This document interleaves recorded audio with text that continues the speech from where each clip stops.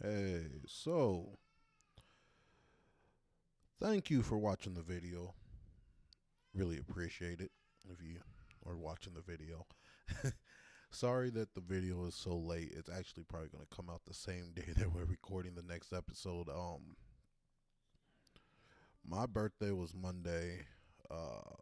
Princess's birthday was Tuesday. I went back to work Wednesday, so been pretty much just trying to get back on a normal schedule. Um, I like to try to have it out Tuesday or Wednesday at the latest. Um, that gives me time to do other things, but that's just didn't happen this week. And I also want to apologize. I was already kind of toasted before we started the podcast, and it just went downhill from there.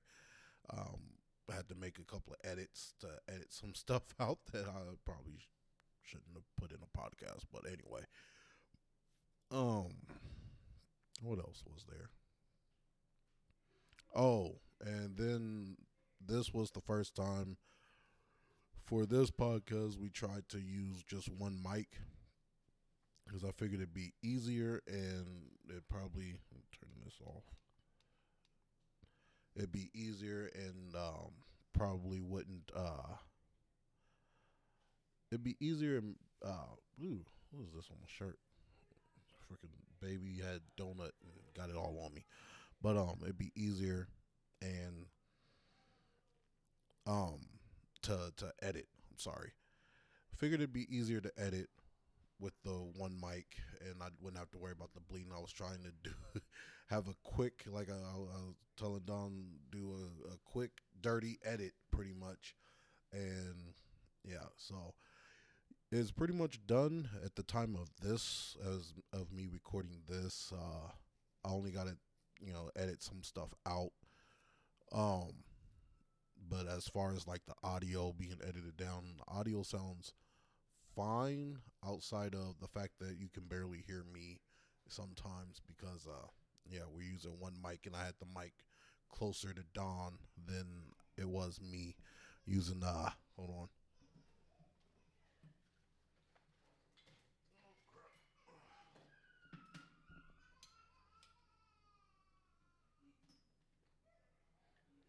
Don't mind the baby in the background. But anyways, using the good old trusty Blue Yeti mic. This mic has been with me for years now, and it's a really, really good mic. It just picks up everything.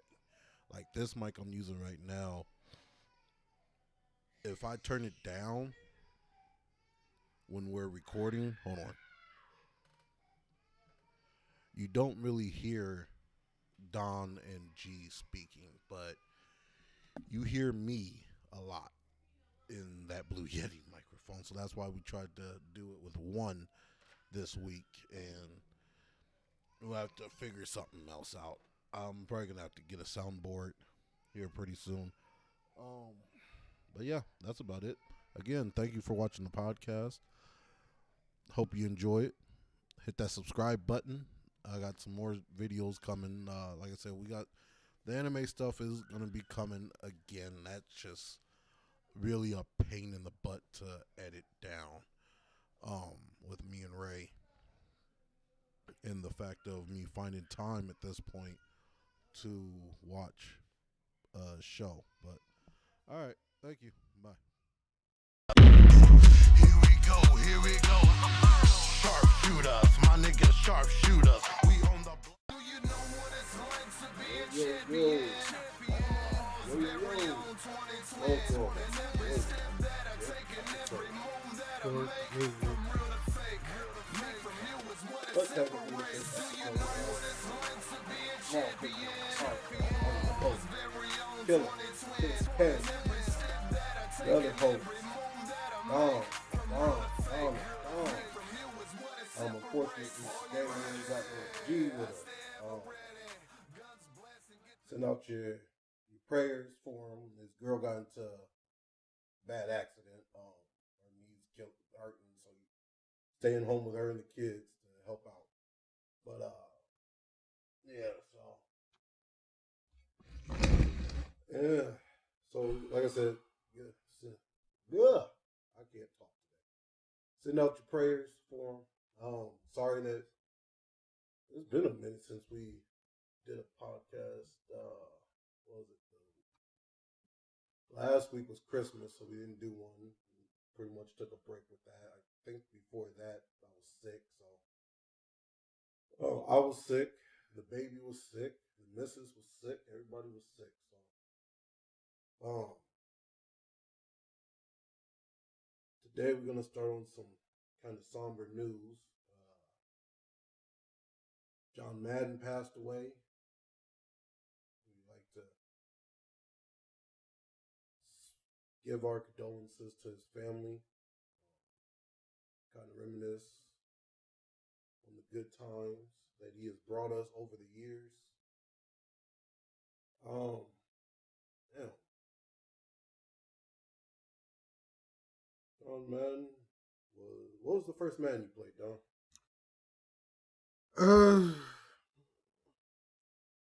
I don't even remember the year. The first Madden I remember playing is like 99. Where's the ashtray? I remember playing 99, but other than that, See, I remember playing 95 first. But the first one I really got into was 99.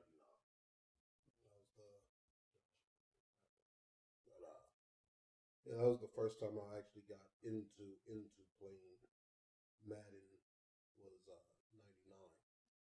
and been playing it every year ever since.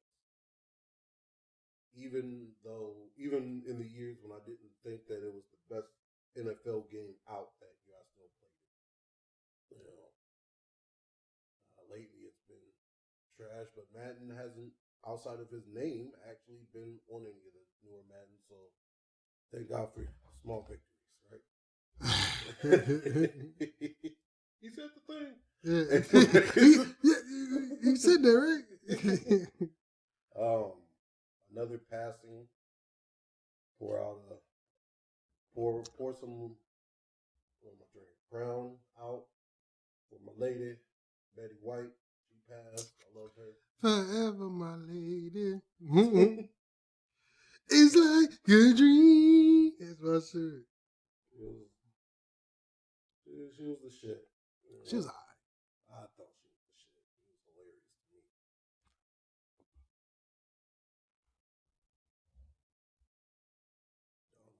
Start rocking your leg. Fortunately, my camera's not as stable as this nigga's camera.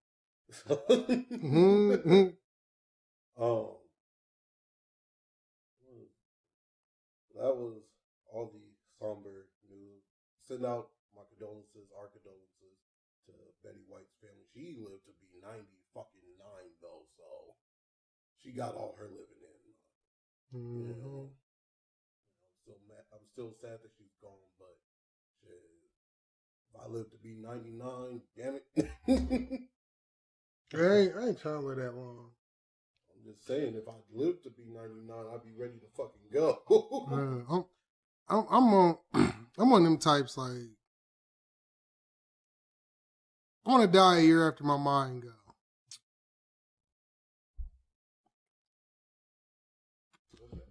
And being the type person I am, my mind to fuck around and leave me in my 80s, 70s. Like I'm not one of them people that I want to live forever. No, I'm good. You know how long forever is? Like forever. Like all right, picture it like I don't know. Take my peak years, like my 20s, say at 25, or right before I was diagnosed with the bees. It's been that long? Yeah, it's been that long. Since 25? Pretty much. I thought that was like no. I'm saying 25 ago. was my peak year. Was peak years after that. I think it was like 26, 27 when I was diagnosed.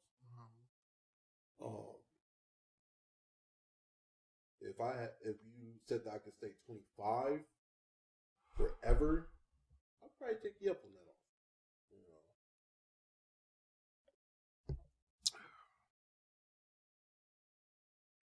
I don't give a fuck what year I am. I'm not trying to live forever. All right, think about it like this. Let's say you're 25 and you get to live forever. That sounds great. I'm out for second because there's no way that I would be able to outlive my kid. That would be my thing. So I couldn't have any kids. I'm talking about outliving everything. Because, all right, think about it. That sounds great right now because you are the person who you are right now. You don't know nothing about the future, and you weren't there for the past. But let's say a witch was like, I'm gonna give you this gift where you're gonna stay 25 forever. That is incredibly cool. This is incredibly cool during the time that you're alive. Let's say that you did that shit in like the 1850s. Everybody that you know is dead. Everybody that you grew up knowing is dead, I should say. Now, granted, you can talk to people and, meet new people, this, that, and the other. But let's say you got a wife at the time. Even if your wife is fucking 2 years old, that means that bitch died in like the 50s. Like the 1950s. If she lived to be 100, if you married this bitch at 2, she died in 1950s. You know what I mean? Like, even your kids back then, like, they died. If they lived 100 years, they died in the 50s. Not even that, but just everybody.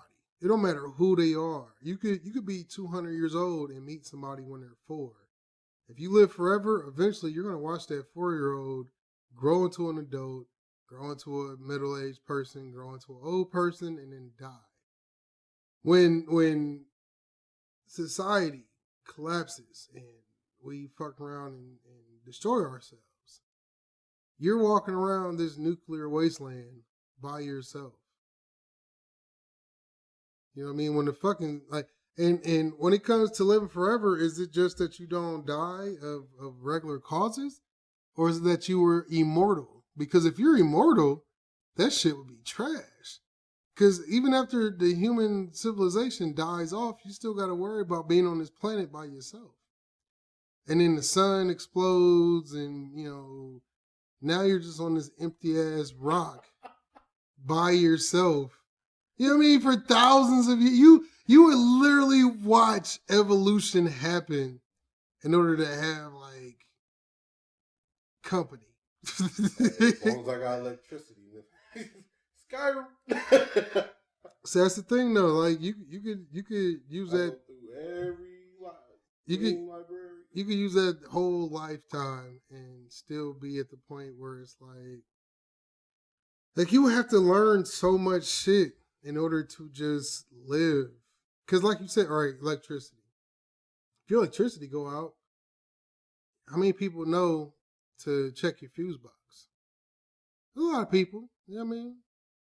How many people know to go to the pole outside and fix some shit? Okay. We'll raise your hand for that.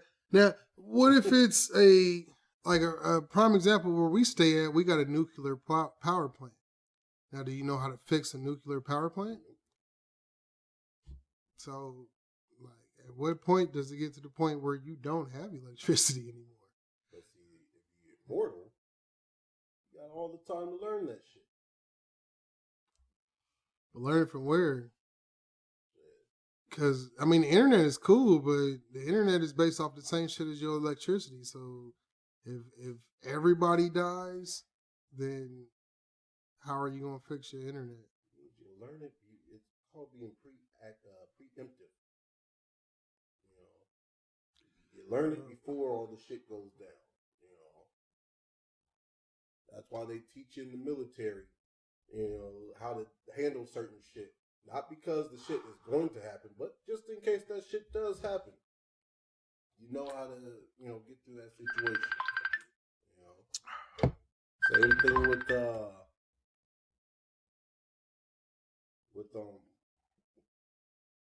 but anyway. Yeah, I would hate to live forever.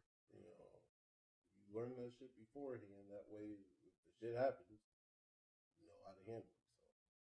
So I'm just saying. I'm not saying that it is some shit that I would probably wouldn't turn down. That's all I'm saying. I'll turn that shit down with quickness. I mean, you're put on this earth to do whatever it is that you're meant to do. And then just like everything else, like once your usefulness is up, it's time to die. Like I don't know how else to explain it. Like it's time to die. Like, all right, like let me put it like this. NBA uniforms were super tight, super small for years. But once they realized that you can wear bigger shorts, like who the fuck is wearing small shorts anymore? Fucking Dwight Howard?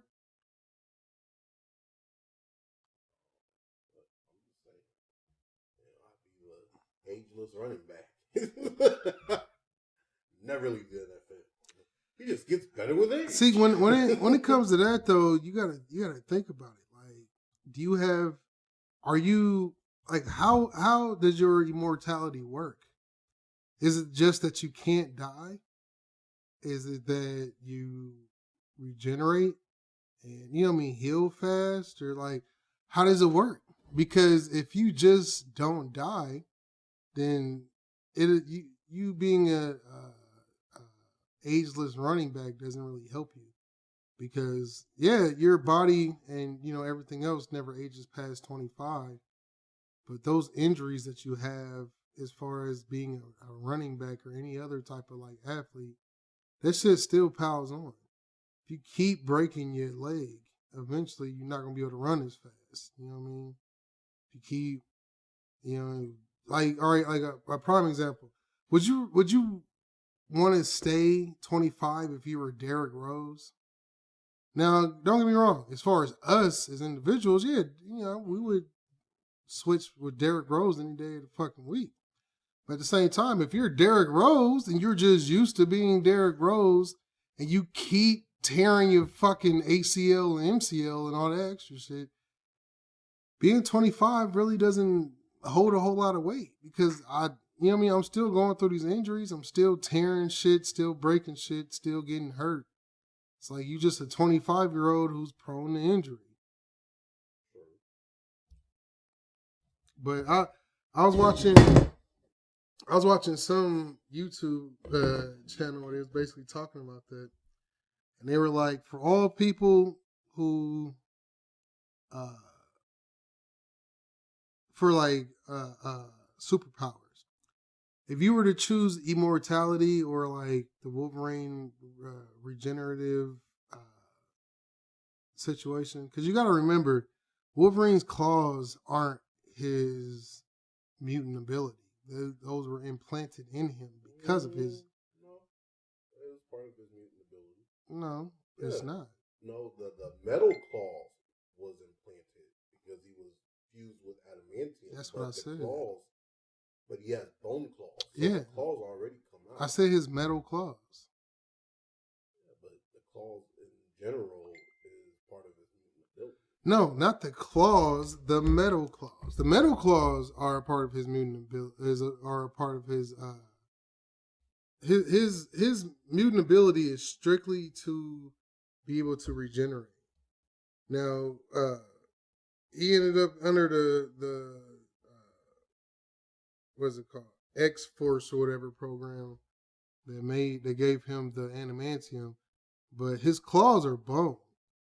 So, you use those bone claws, they break because they're bone. But the reason why he's such a badass now is because of the adamantium.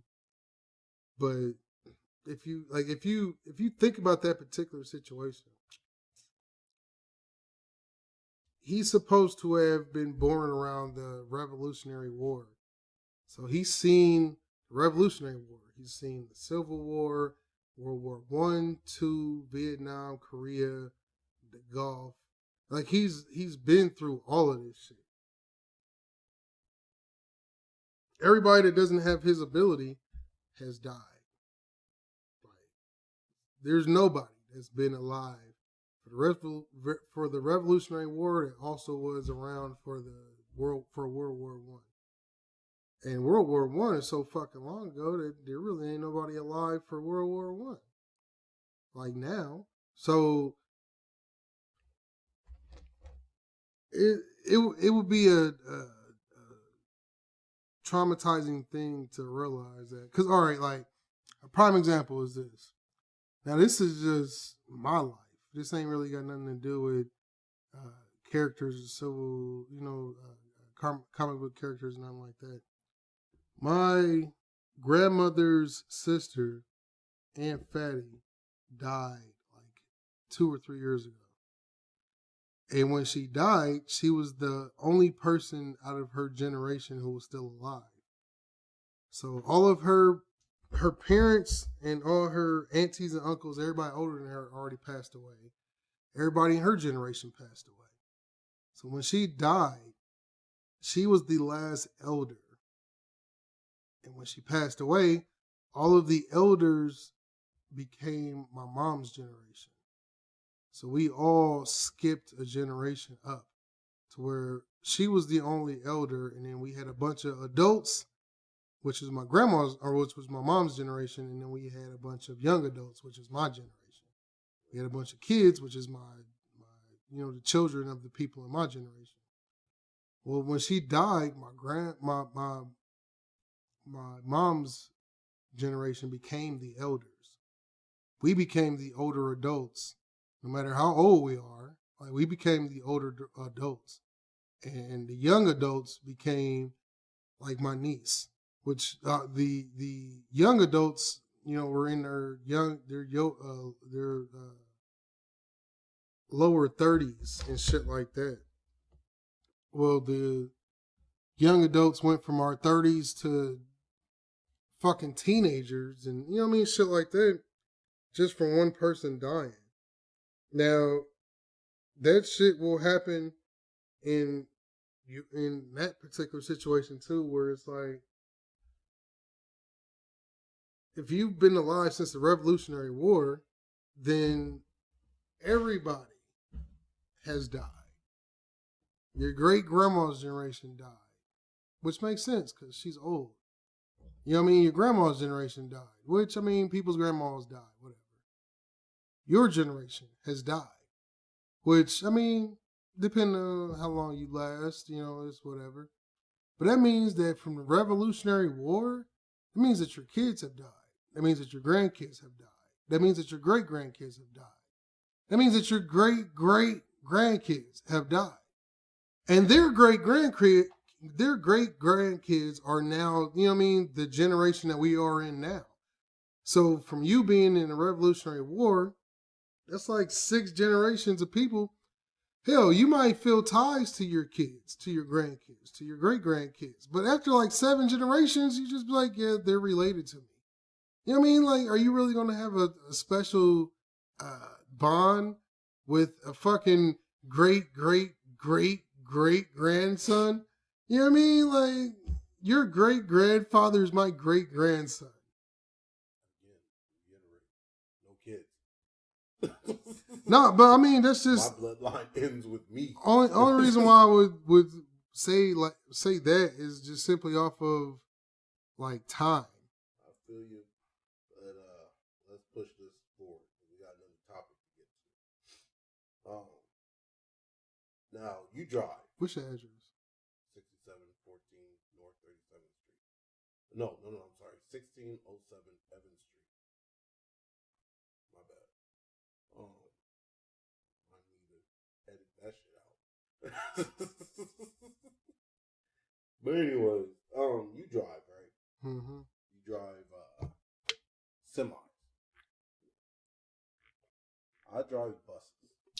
Trying to get to the semi driving. And we always tell people about how we get, as drivers, we get treated differently. Mm-hmm. You know, there's certain shit that a regular driver can do that we get looked at as professional drivers, as different. You know, we get judged more harshly. Well, there's this driver named Rogel Aguilera. I'm sorry, I'm about to butcher this guy's name. I know you're talking about. Rogel Aguilera Medeiros. Was in an accident driving a semi-tractor on April 2019, traveling at 85 miles per hour when the brakes failed. He told investigators at the time, this is pulled from CNN, he told investigators at the time he tried to pull over to the shoulder to avoid stopped traffic, but another semi had already stopped there, according to an arrest affidavit. Now, the crash led to a 28-car pileup that left 4 dead. The Lakewood Police Department said at the time killed were Miguel Angel Lemes Arellano, 24, William Bailey, 67, Doyle Harrison, 61, and Stanley Politano, 69. This guy was originally handed down a 110-year sentence. Yeah, I heard about that. Over some shit that his brakes failed. Now, say a regular driver and some shit like that happened. Granted, they probably not about to injure as many people, but they're not going to get 110. You know, they might get a year, 2 years, something like that, because, you know, there was not really shit that they could do. The brakes failed on them. It wasn't like they was driving recklessly. It was just the brakes failed. Well, in some bittersweet news, his sentence was reduced to 10 years, and he'll be eligible for parole on December 30th, 2026. Which I give my condolences to the families who lost a loved one. But I think that 110-year sentence was too high. No, it was. You know, 110 years is too high for any death or killing that wasn't intentional. Like, at any point, if it was or can be considered an accident, you shouldn't get that much time. No. It doesn't matter the type. It doesn't matter what you do for a living. Like, I mean, hell, the fucking president. Now, granted, it don't even matter what the president, you know, what the president is. We go all the way back to Truman with the fucking Nagasaki and Hiroshima bombs. There's been millions of people who have died by accident due to a president saying, "I need this particular enemy needs to be destroyed. So we're going to destroy this enemy, and in the process, you kill a bunch of civilians." Now, if you're going to treat it like that, all of those civilians were innocent people. So they're not terrorists, they're not combatives, they're not insurgents, they're not anybody that you should have been attacking to begin with. So why is it that, you know, this guy in a situation where it's a 100% accident, he didn't mean to kill any of these people. You know what I mean? It's and that's one thing that they talk about. Like, I got my Class A CDL, and one of the things that they talk about is typically most of the time, it's your fault if you get into an accident. Yep. You know what I mean? Because you're a professional driver. Oh, I got the Class B. Trust me, I know. I know. I'm just saying it for the. I know. I was saying it for the audience as well. I get it. But like it's one of them situations where the only time that there's a possibility that you may not be at fault is if there's proof that it was 100% the other person's fault, or if they're at a standstill. They rear-ended you. Yeah, I mean, but that's 100% their fault because you didn't do anything. The other only thing that would make it to where they feel like it's not your fault as if there's a mechanical problem. If there's a mechanical problem or issue with your truck, then you should be let off. As long as you pre-tripped your vehicle, Yeah. there was no mechanical problem found at the time of the pre-trip. And that's what I was about to say. Mm-hmm. But you have to prove that you did a pre-trip, and then that these things happen. Like, all right, like a prime example is like what I was doing this weekend. Or this week, I was doing a trip, and I kept having the same problems with my trailer, where like my trailer lights weren't working. Now, granted, they gave me a shitty trailer, and you know what I mean. Like, that's just what it is. I should have rejected the load, but you know, I was just basically like, fuck it. I shouldn't have been like that, but like it is what it is.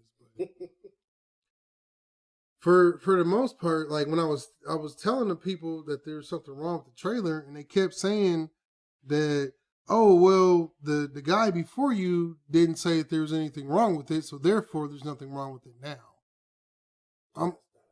Yeah, exactly. I'm like, that's like, what does one thing have to do with the other? Like, it's not working now, so you can't say because it was working earlier that it has to be working now. Just a quick little cut in. One day I'm at work. I was pre-tripping my bus, and everything was working fine. As soon as I went to put the vehicle in drive, all my dash lights went out, and couldn't do anything to get them back on. Trying to go into the menu to turn the brightness back up, nothing worked. You know, all the dash lights went out. The mechanic came over, he couldn't find anything, he couldn't get into the menu, nothing. So that shows you just how fast something can go wrong on a vehicle. Literally, I just got done with my pre-trip. I was about to, not in drive, but in reverse, to pull out of my stall, and everything went out. So now that whole day I had to drive with no dash lights, meaning like in the morning, I'm leaving the lot at like 6:30 in the morning, 6:20, 6:30 in the morning. It's dark outside. I can't see nothing on my dash, meaning that I can't see how fast I'm going. You know, so it's all like a feeling type of thing, of knowing how fast that I'm, actually driving this bus. Mm-hmm. So yeah, shit can go wrong on you in just a heartbeat. To tell somebody that, oh well, somebody drove it yesterday, so therefore there's no problem with it today is bullshit. Mm-hmm. And that's what I told him. I was basically like, I don't care what happened before me. I'm driving it now. This is what's happening now. Mm-hmm. So, you know what I mean? Like, don't try to pull some, oh, well, it was fine, so it must be you. No, motherfucker. Like, I don't give a fuck if it was fine with Bob. I'm not Bob. I'm not driving this. You know what I mean? Like, the fuck? Like, I'm telling you that there's a problem right now. Like, what makes you think that because you feel like it should be fine that it is? No, I'm telling you there's a problem now. Mm-hmm. Now, if I get into an accident, what are you going to say? Oh, well, it was fine when the first got... No, who gives a fuck? I told you that there was a problem. You told me there was nothing wrong with it. What they're going to do is say, well, you took it out, so that's on you. Mm-hmm. I know. Exactly, and that's the reason why I said something, because I know that that's what they're going to say is, oh, well, you shouldn't have took it out. It's like, but, there are situations where you get it and it's fucked up. But at the same time, things can fuck up while you're, like, there's plenty of situations where you're driving and, like, the shit fucks up. Like, you can't be like, well, it was fine then, so therefore it's fine now. Like, no, that's not how life works. Sometimes shit fucks up and you gotta, you have to understand that something can fuck up at that time on your watch. And that's one of the things I was telling them, like, hell, at a certain point, I was getting to the point where it's like, I shouldn't be driving this shit because, like, one of the problems was no trailer lights. So, like, my flashers, my blinkers, my, all that shit would work. But just regular lights, to have, like, regular lights on, that shit wasn't working. So, I'm sitting here driving, and you know, if you're driving behind me, the whole back of my truck is black.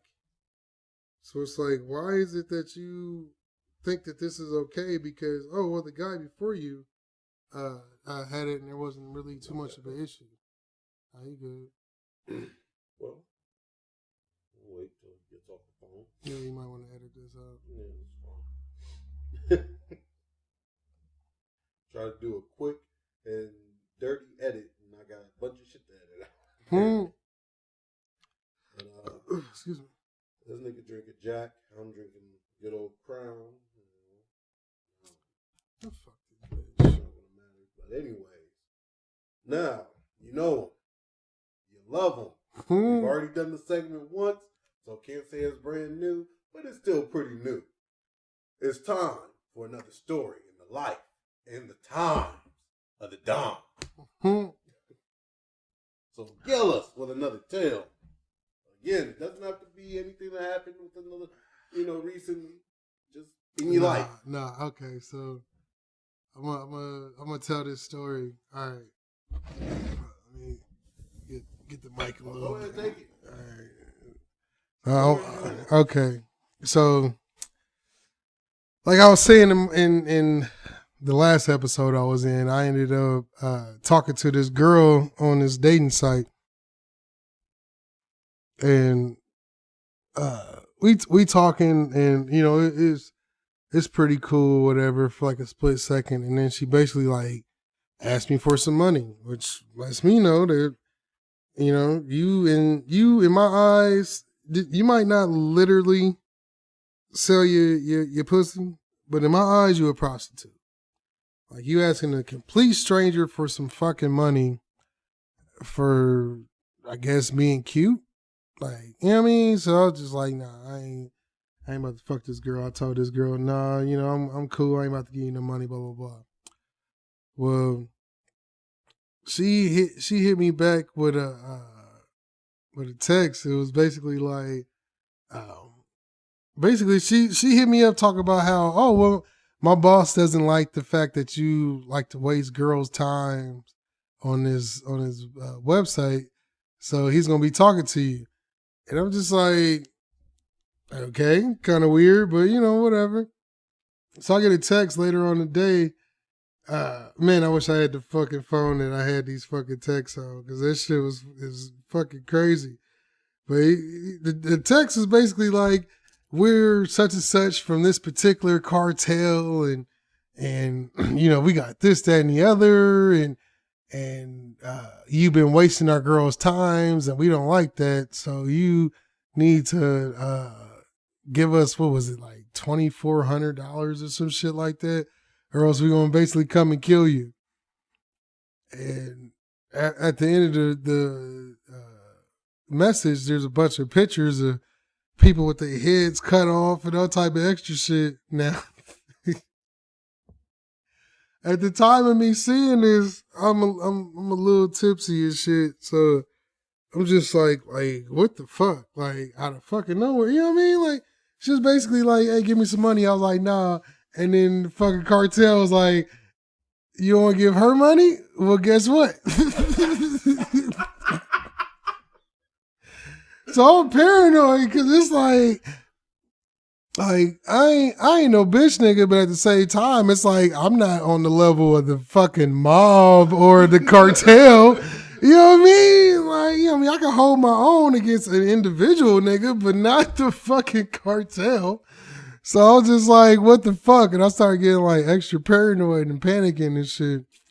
And they was like, they sent me another message and was like, you got this amount of time or whatever before, we come murder you and your fucking family and all that shit. And I'm just like I'm fucking panicking. I'm just like, I don't know what to do. So, man, for like a day and a half, I'm stupid paranoid. I'm paying attention to everybody. Everybody that walks around me at my job, everybody that, walks up and down my street during the day, during the time that I'm off and shit. Man, I remember at one point, I'm being paranoid, right? So I see it's a Mexican dude. It's two Mexican dudes I ain't never seen before walking to my apartment complex. And when I saw that shit, man, my first thought was them are some fucking cartel hitters. Like, like they coming to kill me. Oh man, I was so fucking paranoid. So what I ended up doing, I'm on the second floor of my apartment. What I basically do is I sit next to my window. I pulled out my window, my screen, and I got one leg outside the building and one leg on the inside of the building. And I'm thinking, as soon as these niggas kick in my door and start shooting, I'm gonna just hop out the window and take off running. But I'm like, it's the cartel. Like, I'm pretty sure they're smart enough to realize that hopping out the window might be, something I might try. So it's like, hopefully I could take off running, you know what I mean, without these niggas murdering me. So these motherfuckers is sitting there, they going up and down the building. Man, at one point, I promise you, one of these niggas ain't never walked down my hallway before, and this nigga walked down my hallway. Man, that scared the fuck out of me. I grabbed everything that I needed, put that shit in book bag and briefcase and all that shit. I went to my job, and this is back when I was doing maintenance. I went to my job, and I opened up an empty unit, and I basically slept in an empty unit, and like it was wild because even in the empty unit, I couldn't get no sleep because I'm thinking like this is the fucking cartel. Like if they really wanted to come get me, they know where I stay at. They can find where I work. And all it takes is a couple of, you know what I mean? Like all you need is a little bit of searching to realize like, oh, well, he has this place he stays. So let's go there. Okay. He's not there. Well, here's his family. So let me go ahead and murder these niggas and, come find them. And oh, well, he works at this job. He does maintenance. So let's go into all the empty units first and see if he's in any of these empty units and murder his ass in these too. So I'm just sitting here thinking like the whole night I tried to sleep, but I just could not because I'm thinking that every single crack at all the fucking the building settling and people opening and shutting doors. I'm thinking at any point in time, it's the cartel coming to fucking murder me. So I didn't get no sleep. I woke up the next day. I had to work, and I was basically doing my job. And the whole day, I'm just fucking paranoid, looking over my shoulder. Anybody knew I'm watching them. So I hit up my cousin, and I'm like, they don't know him, but you know Michael. Yeah, I hit up Michael, and You're gonna have to get him on the show one day. Yeah. So I hit up Michael. I'm like, hey, Mike, man, this, that, and the other's going on. I'm going to need some money, dog. And he was like, but why? I'm like, because I've been messing with their girls and now they want to come kill me. He was like, but they're the cartel. Like, why did they only ask for $2,500? I'm like, yeah, like, why the fuck are the cartel sitting there like worried? The cartel makes millions of dollars a day. Like, why are they worried about $2,500? I'm like, that don't really make sense. So he was like he basically was just like, chill out, you know what I mean? Like, if you still got these problems, tomorrow, let me know. And typically in that situation, I'll be like, man, fuck you. Like, you don't give a fuck about me. Like, I'm about to die and you on some bullshit. When I started thinking about it, and I started doing research because I'm the type nigga, like, I look everything up. And you know what I mean? Like, I'm a learner. I try to learn shit as much as possible. So when I actually looked this shit up, come to find out, this shit is a fucking, like, regular ass scam. Like any other scam that you go through. Like, the Nigerian prince and shit like that.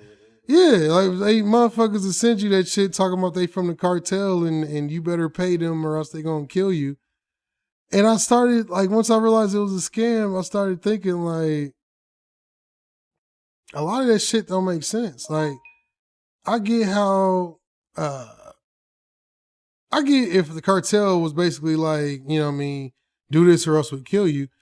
But the person who sent me the thing, they was talking about how they the leader. of the cartel. Yeah, like the main nigga. Like El Chapo himself sent me this shit. And it never clicked to me, like, why the fuck would El Chapo got so many people up under him? Why would he himself be like, hey, you're fucking with this particular girl and we're going to kill you unless we get $2,500?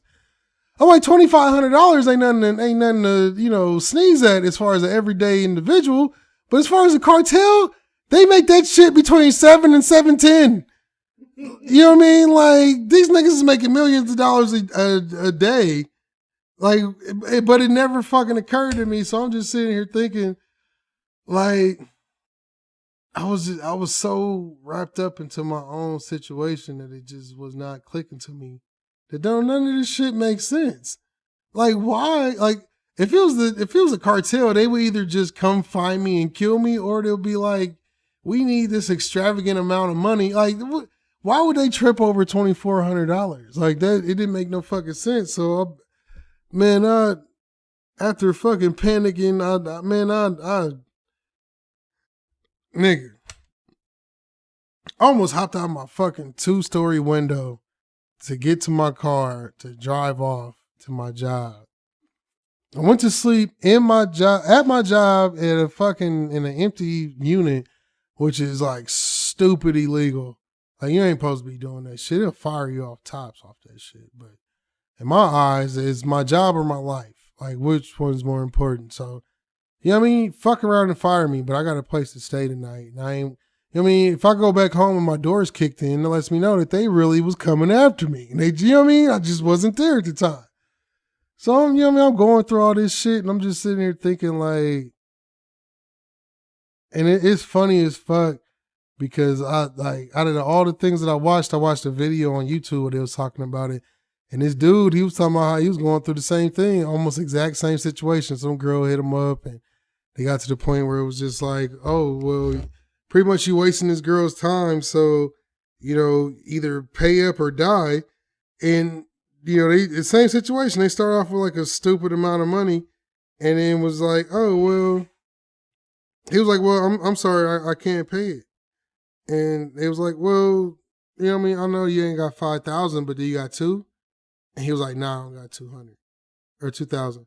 He was like, well, you got, 1,000? No, we don't got 1,000. I don't got 1,000. What about 500? I don't got 500. And the dude, like, noticed, like, if this is a cartel, like, they should be like, no, nigga, we need the 5,000 and we come to kill you. You know what I mean? But they kept, like bartering down and shit. And he thought about it. And he was just like, I don't think this shit is real. So he was like, I got $2 for you. And they was willing to accept the $2. He was like, oh, nigga, like, this shit got to be fake. Like, nigga, the fucking cartel ain't going to be like $2. Yeah, go ahead. I was just like, when I thought about that shit and I thought about it, and I was just like, yeah, why would they only ask for like $2,400? Like, that don't make sense. Like, the cartel, like I said, they making millions. Like, $2,400, that's like, they literally will wipe their ass for $2,400. Like, what the fuck they look like coming after me off of some shit. Like, and I wasn't even talking to the girl that long to where it's like you're wasting this girl's time. Like, it was like 4 messages.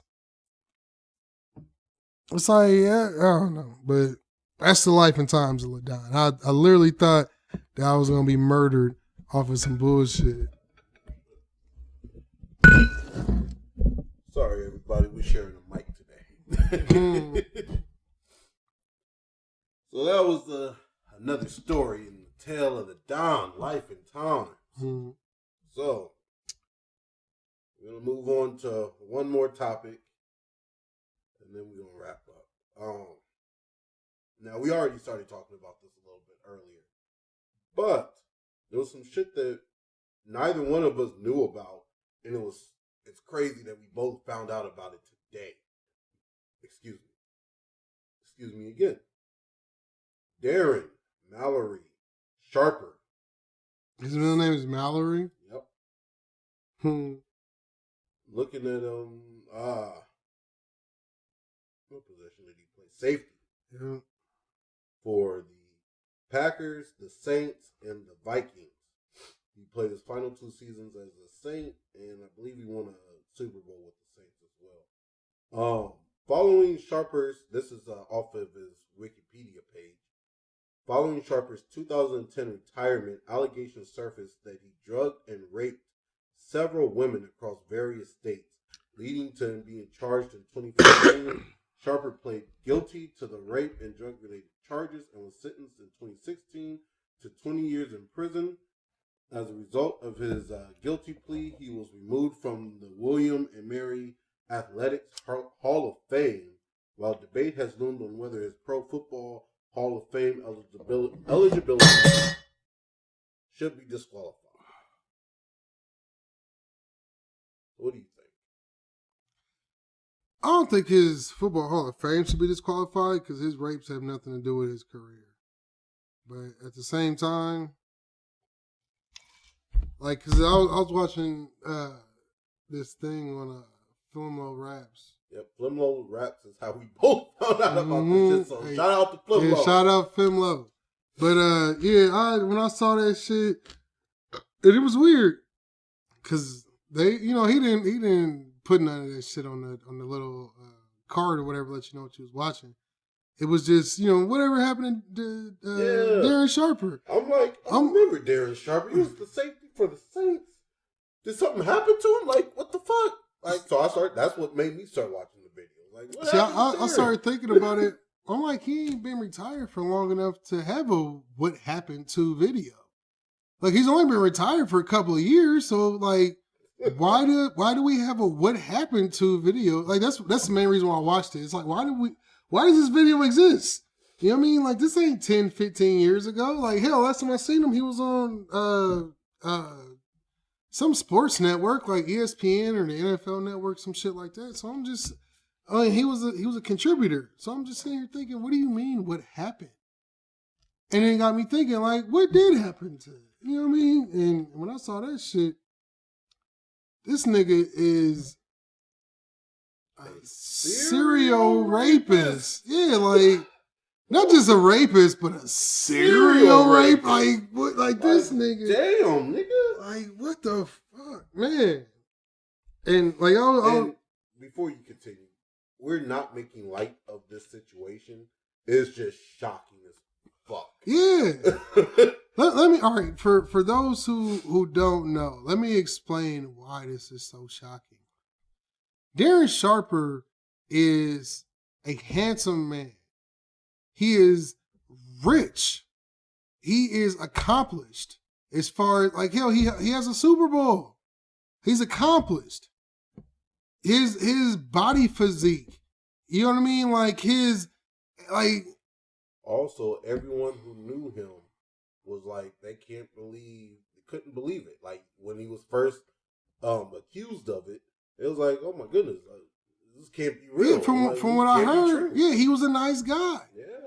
And I'm sitting here thinking, like, and in my eyes, almost every crime can be justified depending on circumstance. Now, as far as rape, the only times I can justify rape is a situation where it's like statutory and you didn't know how old the girl was. You know what I mean? Because, I mean, in that situation, all you can really go by is instinct and believing whether or not what she's telling you is true. Because, she can have a fake ID. I've talked to a girl like that where I literally could not tell the girl I was talking to from her little sister. And they're like 3 years apart. But 3 years apart could mean that the girl I'm talking to is 18 and the girl that is her little sister is 15. You know what I mean? Yeah. So it's like it's one of them type situations where it's like, it's not excusable, but I can understand it. But the different levels of rape, like, if it's not that, I would say it's excusable if you stop talking to the chick after you find out her age. Now, if you keep talking to her after that, you find out that, oh yeah, this chick is 15. That's when you see. But I mean, I'm talking about, like, you can only fuck with the girl once. If the parents are like, where were you when she comes home? And long story short, she says, oh, I was at Bob's house. and Bob's an adult. I get it. The judicial system doesn't see it that way. I'm saying me personally. Yeah. If you tell me that story, like, hey, Bob was fucking with this girl. She was only 15, but he didn't know at the time that she was only 15. Found out she was 15 and stopped fucking with her after that. Yeah. But then the judicial system came after him any fucking way. But I mean, that's for me, that's forgivable. In my eyes, that's the only excusable, because you weren't purposefully out there trying to holler at a fucking teenager. I get it. I'm just saying that to me, that would be one of those where I'm not going to look at you any different. Now, I get that the judicial system isn't going to see it that way. They're going to come at you, with their fucking pitchforks and fucking hang ropes and shit, fire and pitchforks. They coming for your ass for that shit. But to me, I can understand. And I'm not going to look at you as a fucking pedophile for some shit like that. Because it's like, nigga, you didn't know. Now, all right, so you remember Mike we used to work with, right? Mm-hmm. You remember his little brother? No. The native-looking dude? All right, so you remember we was working at Amigos, right? Yeah. Okay, so for the audience, Mike was this dude that we worked with. He had a brother. Mike was like 25. Me and Jay was like 19. His older brother was like 21, 22. And he kept... brother? Huh? Younger brother. You said older brother. Well, yeah, his younger brother was like 22. So we working at a food court at a mall, and the younger brother is like, oh, you ever see the girl from Dairy Queen? Man, she's so cute, this, that, and the other, and I'm thinking about messing with her. I was like, dude, she's 16. Like, she's too young for us, and you're older than us. Like, don't fuck with her. And, oh, no, but she's cute, and I'm thinking about talking to her, da-da-da. Long story short, started talking to the girl, started fucking the girl, made the girl his girlfriend.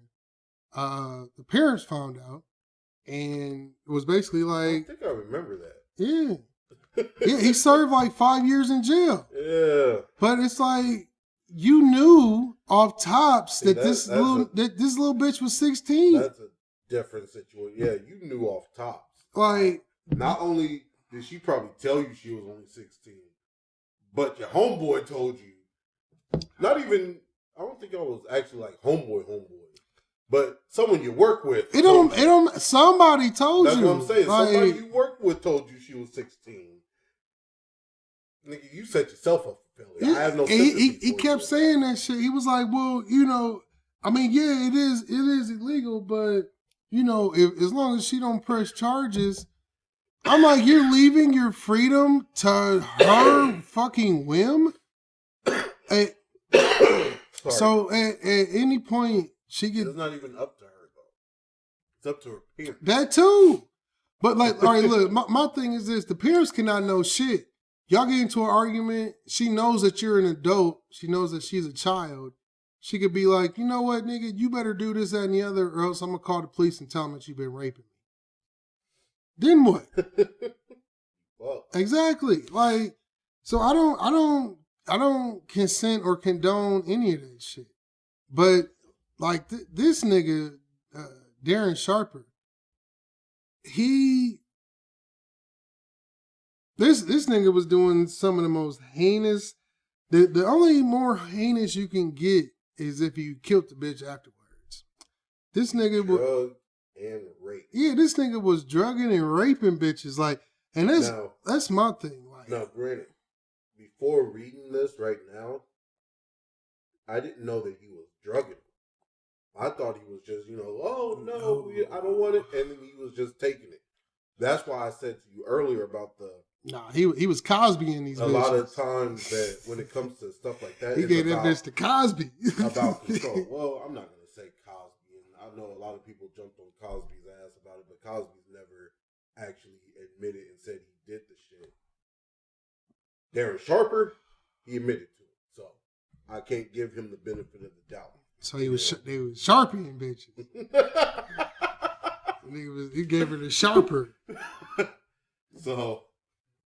Now, granted, I'm not sitting here saying that all women against Cosby was lying, but Cosby never admitted to it, so I'm not gonna be like, well, yeah, he did it. I'm not gonna throw him under the bus like that. Yeah, I don't know either. You know, because I don't know. I wasn't there. You know, so he claims that he didn't do it, so it's basically still his word against theirs. He said he didn't do it. They said he did. So I'm not jumping in the middle of that. This motherfucker actually admitted to doing the shit. Now, I don't know if he just did it because he would get a shorter sentence, which can be the case. And he just said, fuck it, you know, all this evidence against me, all these people coming against me. If I keep fighting it, I'm going to get a longer sentence. So I might as well just say I did it, do my time, and get it fucking over with. Mm-hmm. You know, that could also be a case, and he could be completely innocent. Don't know, but the fact that you admitted to it, I'm going to hold you to that. You know, because me personally, certain shit I'm not going to admit to if I feel like I did not do it. So if you're accusing me of rape and I feel like I did not rape you, I'm not going to admit to that shit. I don't care if I'm getting a lighter sentence or not. I'm not admitting to that shit because I didn't. I feel like I didn't rape you. Well, I mean, it also depends on the sentence, because like they'll give you certain things. All right, like for instance,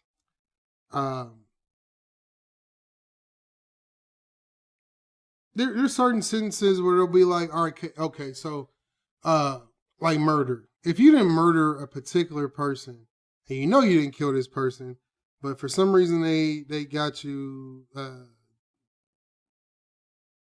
ain't gonna say dead to rights, but let's say they got enough evidence to convict you, and you know you didn't kill this person. Is it better to go through the trial and face a death row verdict, or you know what I mean? Like, should you say that you did it? See, the thing is, if you're throwing death row on the table, me having a daughter right now, yeah, I'll probably take the plea deal. But before Zana was born, fuck no. You guys can.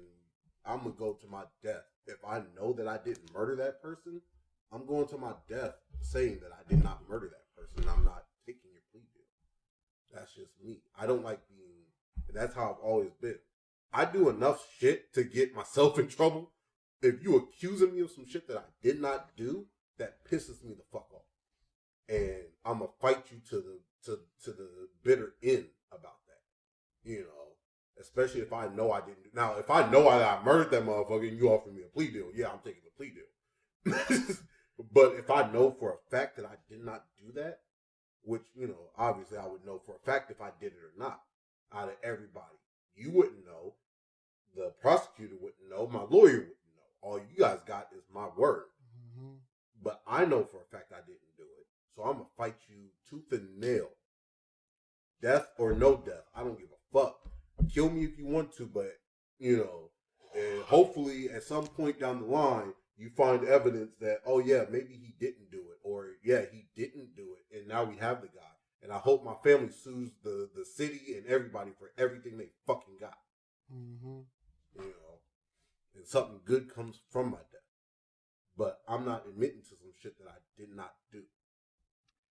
So that's why when I say Darren Sharper, you know, if he didn't do it and he pled guilty, nigga, all I can go with is the fact that you pled guilty. You know, if you was fighting a tooth and nail saying that, no, I did not do that shit, then I wouldn't call you a rapist. But at this point, all I can do is call you a rapist because you admitted to it. You know, and I'm sorry.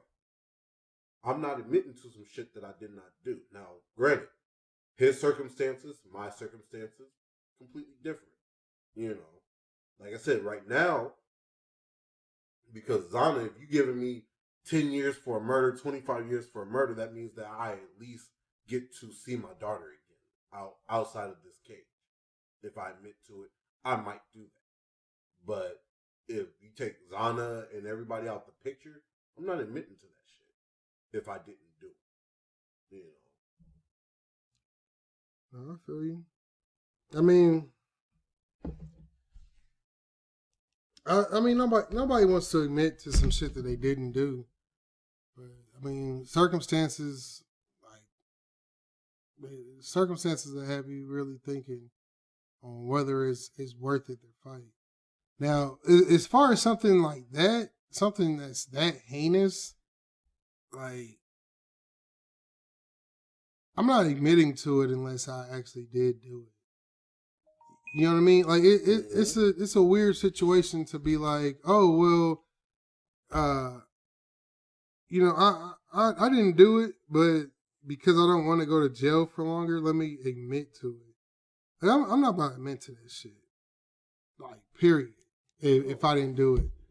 So I mean, and that's what got me thinking. Like, this nigga really was out here doing the shit. I mean, hell, like I said, I give him that slight benefit of the doubt that maybe his situation was, you know what, I don't want to serve 100 years, and they knocked it down to whatever amount of years he got.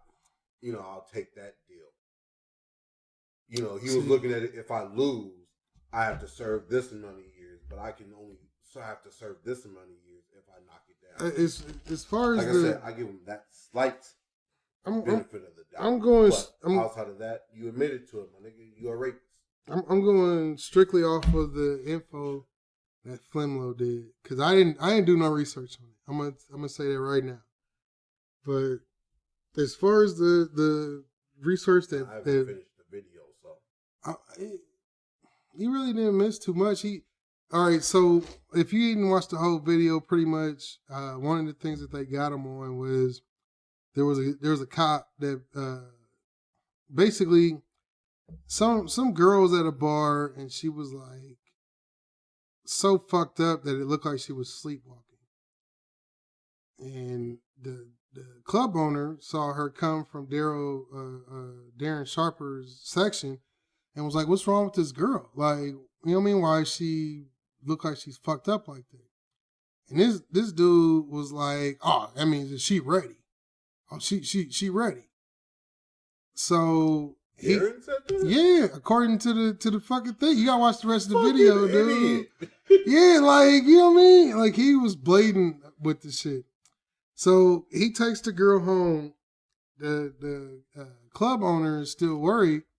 So the club owner calls the cop, which is the club owner's friend. And it's like, hey, you know, Darren Sharper just left with this girl. She looks like she's fucked up and intoxicated. You know, you should probably go hit her up. Or, you know what I mean? Like, check up on her. Well, one of the other situations is that Darren Sharper was known for, you know, doing this shit where he basically put something in the girl drink and, you know what I mean, get her to where, you know, she ready, and he would basically rape her. Well, a couple of times he did that shit. He was basically doing that for like his homeboys. Like, he'll drug a bitch and then have his homeboy rape her. Well, the crazy part about it is the club owner called the cop. The cop go to the house and is like, "Hey, you know, we got this girl over here or whatever. You need to check up on her." So they check up on her. And when he actually did check up on her, Darren Sharper comes out with the girl. The girl is in the window that they can see her from the outside of the fucking house. She already looks like she's like asleep, passed the fuck out. This nigga is drugging these bitches with Ambien and morphine. So the Ambien puts them to sleep, and the morphine makes it so that they don't feel nothing. So he's hitting these bitches up with that. The cop comes and sees her fucked up, passed out on the fucking couch. And Darren Sharper comes out, and this nigga was like, "Oh, no, you good. She's good to go. You know, I got this. Don't worry about her." Well, the cop leaves. And the reason why the cop left is some like super wild shit. One of the homeboys that he would drug bitches for so that the homeboys can rape him is the cop. So, what the fuck? Yeah, the club owner is friends with the cop, but I guess the cop is more closer to Darren Sharper because, you know what I mean? Like, dude is like, "Hey, well, you know, we got a call about this girl," and he comes outside like, "Oh no, she good, she ready, she with it." And the cop is like, oh, okay, well, have a good night. Like, but the cop is a rapist too. Darren Sharper got what was it? Darren Sharper got 18 years. I think the cop got like 17. So, like, the fuck? Yeah, like this whole situation is fucking crazy. Dude. Alright, so like I said, I'm gonna finish the video later. Again, shouts out to Flimlow. Flimlow. Cause I'm no quitter. I'ma go get her. But my thing is, you drugging bitches and you giving them morphine so they don't feel nothing. Ambien so they fall asleep. Mm-hmm. What is the fun in that? That's my thing. Like, I couldn't rape a bitch because I like a bitch to want it. You know what I mean? I'm not even saying, and this is about to sound really fucking bad, but again, not a rapist. I can not understand. I take that back. I am kind of fucking fucked up right now, so my words might slur. Wouldn't be fucked up, but why do you want a silent bitch? Period. See, like, even if you want a bitch that wants it or don't want it, but why do you want a silent one? Like, I don't like having to, like, when me and my wife do it, you know, I don't like the whole fact, like, when we stayed with my aunt, Wanda, you know, having to be quiet because everybody's in the house and shit, and you don't want everybody to hear what the fuck you're doing. Mm-hmm. You know, that shit is boring as fuck to me. You know, I like to hear the moaning and the all that shit. You know what I mean?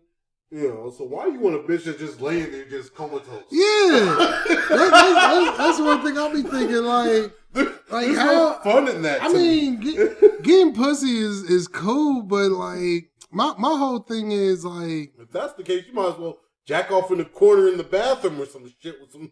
Exactly. Like I that's what I'm saying. Like I want a girl who wants it. Like she can't want it if she sleeps. She can't want it if you forcing it. So it's like all right. For instance, I was talking to this girl. Oh, excuse me. I was talking to this girl, and I don't even know if I should tell this fucking story. But anyway, this girl basically like kind of forced me to pay for some pussy. And like it was one of them type situations. Like I didn't know she was selling pussy. I was just trying to get some pussy. So we fucking or whatever. And she basically was like, she was like, she done. She can't take it no more. So I was like, all right, cool. So I was like, all right, you know what I mean? You can go. You done. And she was like, I need some money for this, that, and the other. I was pretty much like, I don't know what to tell you. And one of the things about it was like she stopped before I busted a nut. So you know what I mean? Like I thought we was fucking, and I ain't getting no nut, so I was done with it. It's all right, cool. And she was like, well, you know, I normally do this and get paid for it, and I was just like, oh, okay.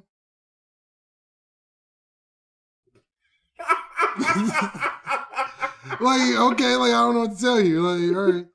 And she was like, well, you know, you owe me some money. And I was like, no, the fuck I don't. Like, I don't owe you no money. Like, bitch, you if you was going to sell some pussy, you need to tell me that before I get some pussy. Right. Yeah, you know what I mean? Like, you can't just let me fucking be like, okay, that'll be, you know, $40 or some shit. Like, I didn't know that shit at the time. So, like, we arguing back and forth. And she was like, she wanted like $160. And the head was atrocious and the pussy was marginal at best. And she wanted $160. And she didn't tell me before. Like, had you told me beforehand, I'd be like, you can go home. Like, I'm cool. Like, I don't need this shit. So I'm basically just like, nah, bitch, I'm not paying you nothing. And she's like, well, I'm not leaving until you pay me. I'm like, well, I mean, you don't, I mean, you can't live here, so eventually, like, I don't know what to tell you. And she basically was just like, she was like, well, you owe me this, that, and the other, and we going back and forth. And at one point, I'm just like, bitch, even if I knew that I was paying for pussy, I wouldn't pay you anyway, because I didn't bust a nut. And she was like, well, that doesn't matter. You still stuck it in. I'm like, bitch, how does that even make sense? Every prostitute could be like, oh, well, you stuck it in. That'll be $40. Like, the fuck is this shit, right? So she was talking about it, and I was just sitting here like, nah, bitch, like, you need to go. Like, I don't know what to tell you. Like, I'm not paying you no fucking money. And like that was her whole thing is, well, you stuck it in, so therefore you owe me this money. And I'm like, no, I don't owe you shit. Like, you need to get the fuck out of my spot. And she was basically talking about calling her pimp and all that extra shit. I'm like, bitch, you call your pimp, I'm gonna call the police. You know what I mean? Like, how you gonna get your money then? Like, you just need to fucking leave. And we basically argued about it for a second, and she was just basically just like, she finally gave up and was like, well, can I at least get some weed? So I gave her like a blunt so she could leave. But I'm just like how you just go, like, and the thing about, like, I'm thinking about it afterwards. I'm like, this bitch could have on some real shit, like, call the police and be like, he raped me. And it's like, no, I didn't. Like, I thought I was getting some pussy, and you tried to make it a business transaction. And that's what I meant like, about kind of shit is this? Let me grab a smoke from you. That's what I was talking about when I said the whole Darren Sharper thing, you know, where it's like it could have been, had it been one, maybe two, and he was like, you know, it could have been a situation almost like that or something similar. Mm-hmm. But the fact that he admitted and said, you know what, fuck it, I'll take the rape charges. I have nothing to do but to call you. I have no other choice but to call you a rapist. Very few niggas is gonna be like, you know what, fuck it, I did it. That's what I'm saying. When it comes to rape, because everybody knows that fucking rapists and pedophiles get like the worst treatment in prison. Oh yeah. So it's like, even if I'm serving a month, I still got a month of not being potentially murdered by niggas because I'm a rapist or because I'm a fucking child molester or because, you know what I mean? Like, niggas who do crimes against kids or women, they get it the worst in jail because it's more of a the pedophile thing. I don't care how many years you offer me. Like, Zana, I might die in here, but I'm not admitting to the shit. You know, because I'm that one right there. I'm not ever. I don't care if you about to charge me with. I can spend like 50 years in jail, but you'll give me one if I take the plea deal, or a couple months if I take the plea deal. No, I didn't do that shit. Fuck that. I'm not taking that charge. Now, rape. Considering, like I said, I will put Azana in that situation, or not situation, but in consideration, where it's like, okay, I could do a couple months instead of doing 50 years. I might do the couple months and just say, you know, fuck it, yeah, I did it. You know. See, the problem with any sexual crime is you never stop paying for that crime. Now, for those who are guilty, I understand that. And they deserve that shit. Because after, you can serve, you know, you can go to jail and get time served. But depending on what you did, what state you're in, all that extra shit, you might have to register as a sex offender for the rest of your life. I get that, but what I'm saying is, with having a child, when it comes to certain things, yeah, I would rather register as a sex offender and be able to see my child, you know, for however many years I get to see my child. That's a problem though. If you, like, let's say that you went to jail for pedophilia,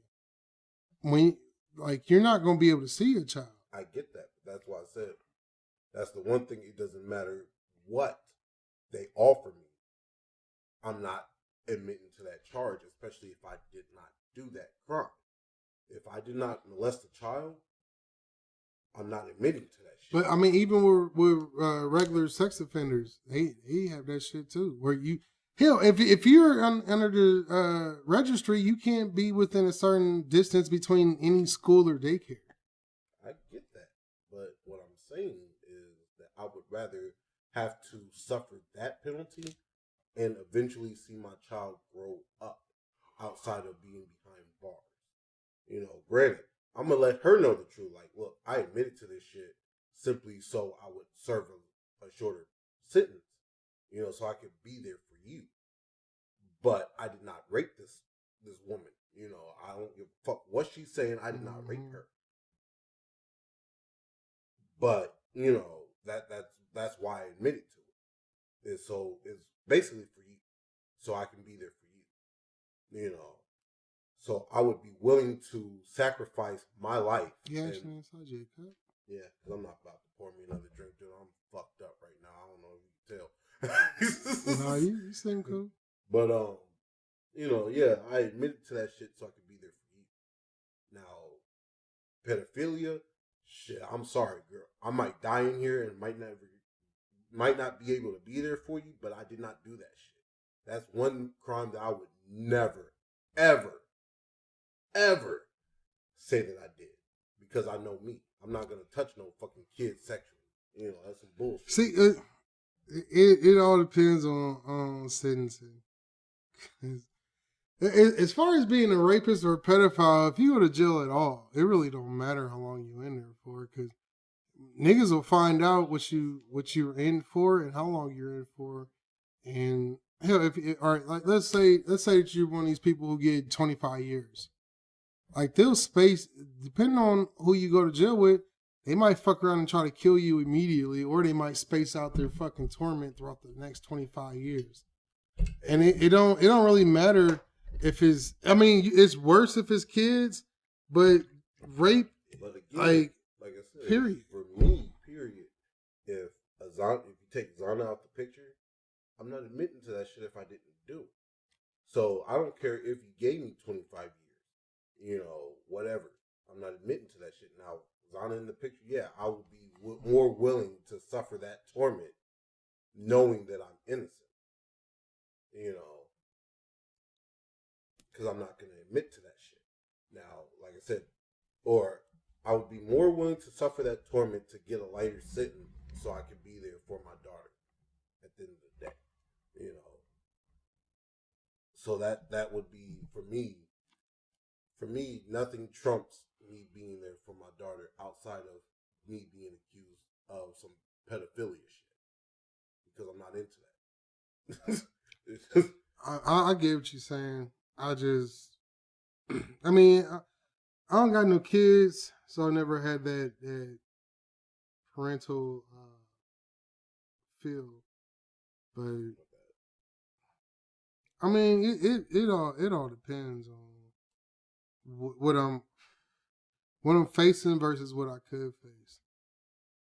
Because I mean, being a black man in America, if they want to put you in jail, they'll figure out a way. Like, there ain't really too much that you could do as far as that.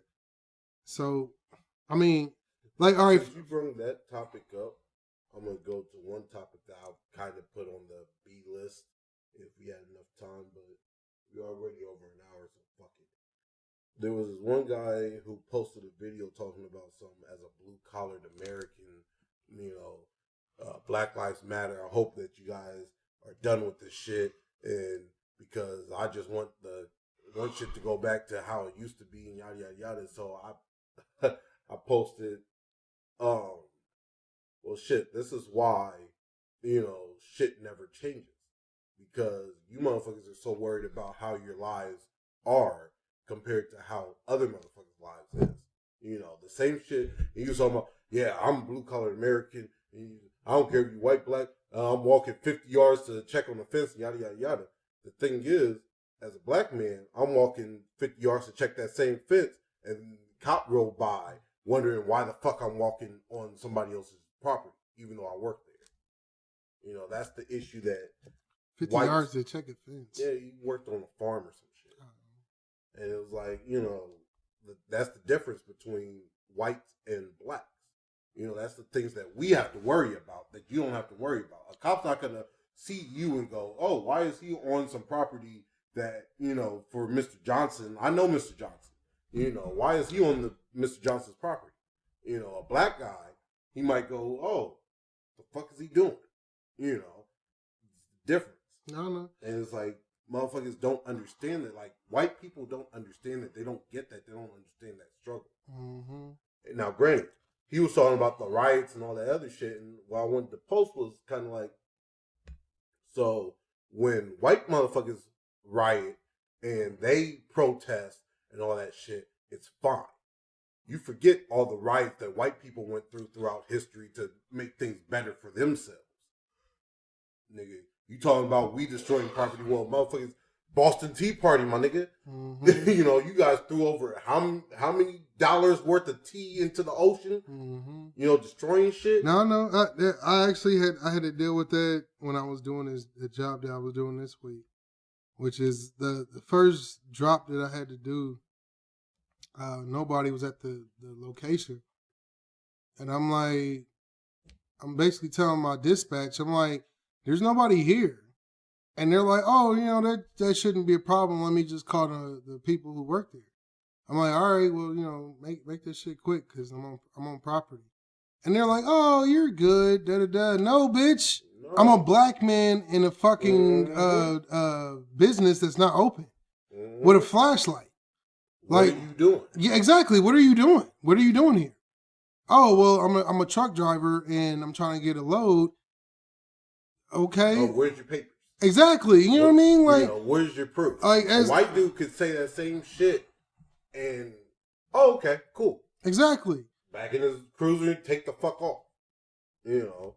Black, that's the difference between whites and blacks, and that's what a lot of white people don't understand. When it comes to certain shit or a lot of shit, we have to prove what the fuck it is. See, it ain't even, I mean, the proof is don't get me wrong, it's a major factor.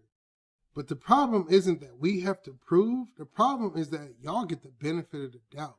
That's what I mean when I said that we have to prove. I mean, y'all get the benefit of the doubt. But that's what I'm saying. What y'all say, like your benefit of the doubt is more of a problem than my proof, because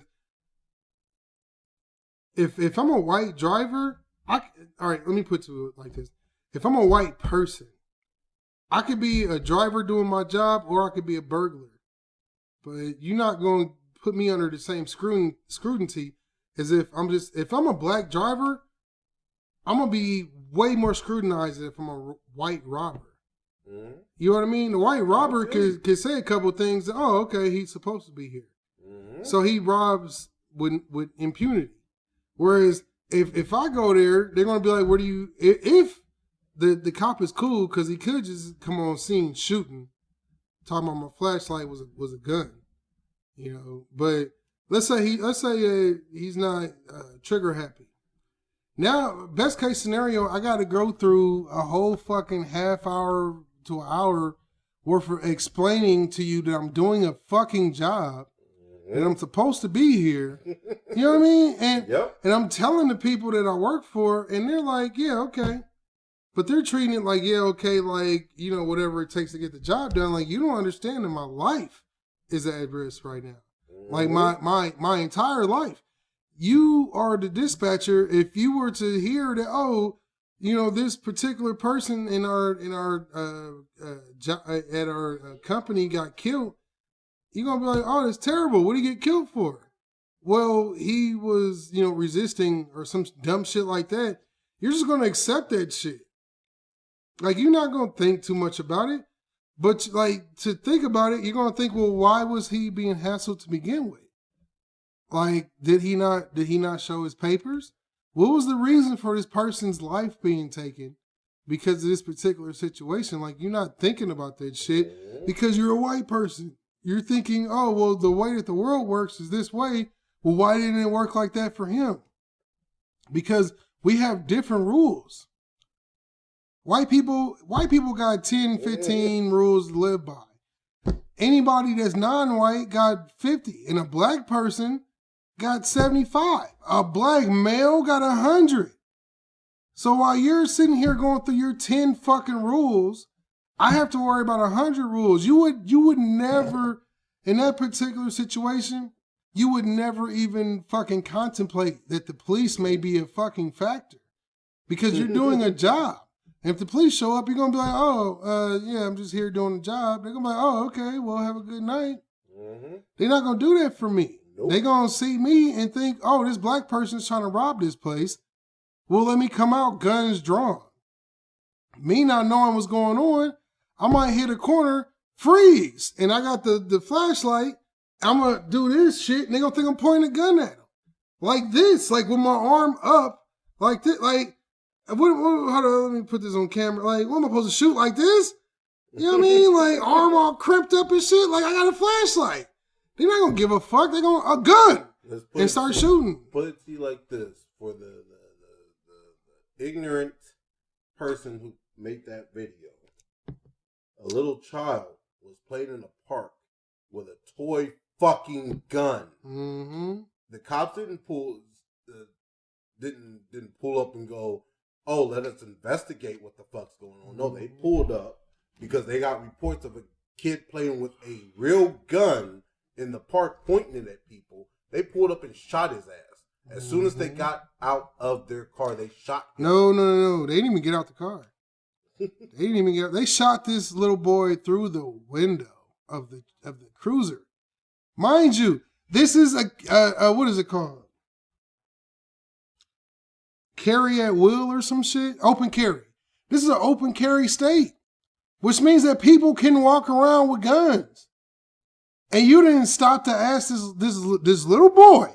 You didn't stop to ask this little boy no questions. You didn't try to take the gun, confiscate, apprehend, nothing. You pulled up on this fucking 10-year-old and shot him through the fucking window of your cruiser. And nothing was done to those officers. Nothing. So and you wonder why the Black Lives Matter thing became so big as it did. Now he's talking about Tamir Rice.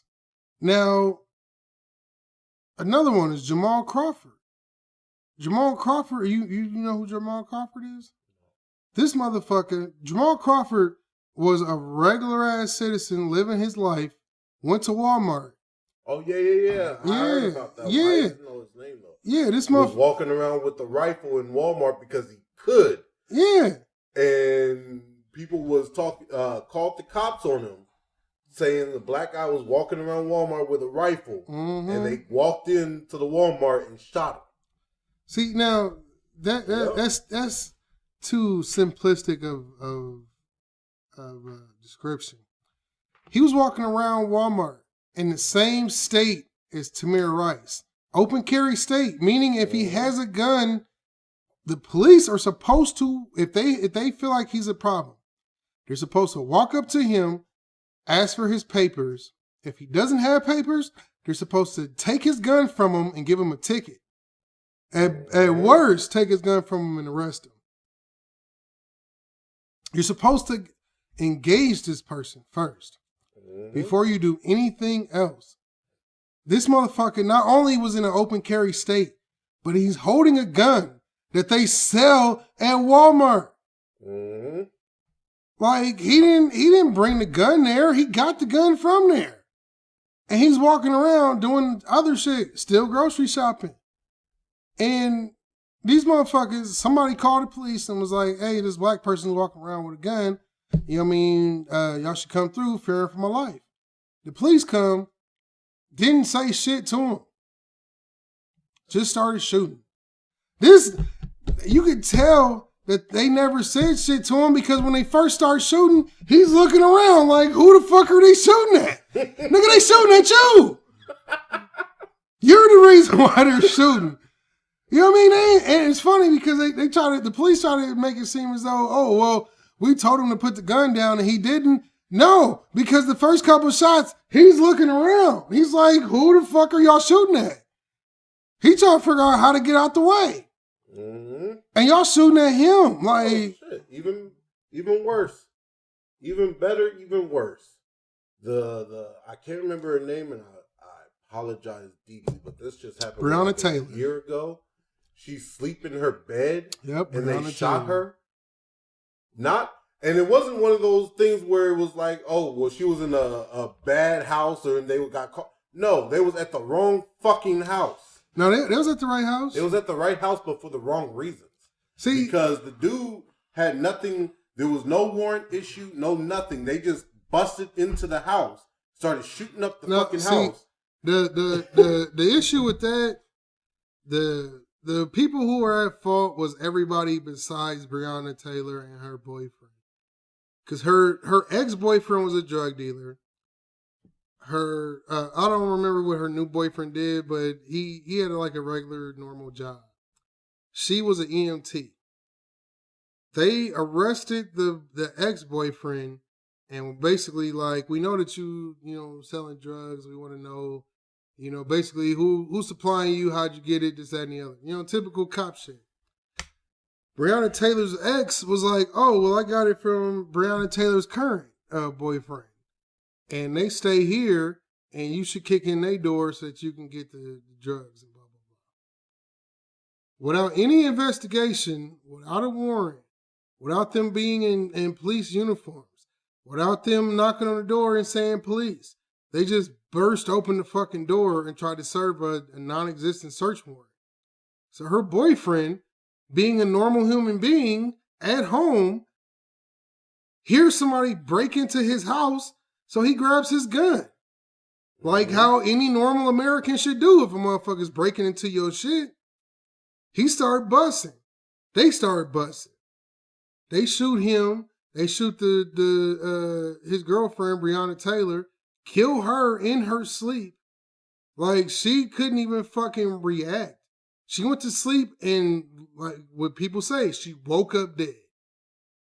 Like, see, there's the issue, what you just said. A normal American. We don't get treated as normal Americans. Exactly. And that's what a lot of people who were against the Black Lives Matter movement don't understand. The same rights that you guys get are the same rights we are asking for, still to this day are asking for. The same privileges, the same treatment that you guys get is the same treatment that we would like to have.